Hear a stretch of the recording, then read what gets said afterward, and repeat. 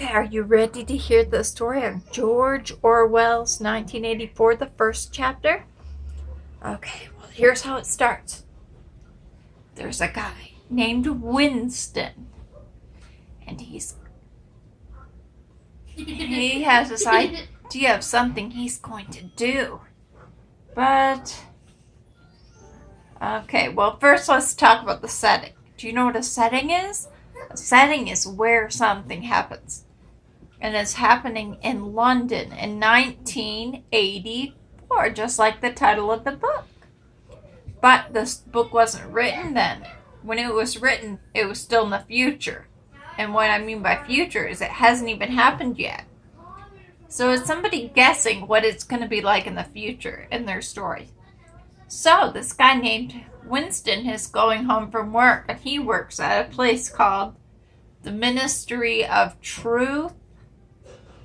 And when he goes home, he goes to this place called Victory Towers, where his apartment is on a floor that you have to take an elevator. But when he gets there, he decides, I'm not going to take an elevator because most of the time it doesn't work anyway. And they have the power turned off during the day because everybody's at work, so they're saving money by not using the elevator. So he uses the stairs, but he has a itchy spot on his ankle. And he has to try to be careful and not make it bad because every now and then he has to stop because it hurts. And when he stops at every landing, there's this great big poster of this guy called Big Brother. And no matter where you go, it looks like he's always looking. You know, and the bottoms of the pictures say, Big Brother is always watching. Or Big Brother is watching you. Okay, so he finally gets to his house. And what he's going to do, he doesn't want anyone to know about. But on every room, there's something called a Anyway, it's like a big television. And if you can see it, it can see you. But his house is his room. He finds a spot in the room where he can sit where it can't see him. No matter where you go, it can hear you.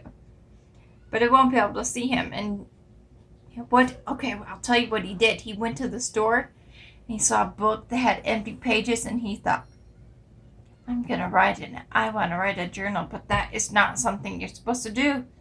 If you think about it, writing a journal is putting your thoughts down on paper, and the thought police might not approve of the things he's thinking.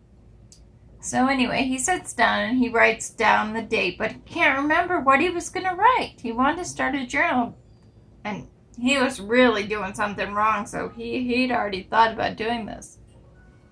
Anyway, so he sits down, starts writing his journal, and he writes something completely different. And while he's writing, he remembers what he wanted to write. It was about his work. And he remembers at work, there was this time when everybody comes and sits in chairs like an assembly, and they have 2 minutes of hate. Can you believe that? People all sit and watch, and the thing that they hated that day was a guy who's a guy who was going against what everything was and saying, hey, you shouldn't listen to people, and it made them so mad. That's what he was writing about, he thought. But when he was writing, he thought he was writing about that, and then he looked down on this page and he was writing, down with Big Brother. Down with Big Brother. Oh no, I hope nobody finds that. Somehow, he doesn't even know how, but somehow the thought police get a hold of you and know what you're thinking and everything. And just then, there's somebody knocking at the door. Did they find him? Well, we don't know until Mom, chapter I 2. can just have drinks.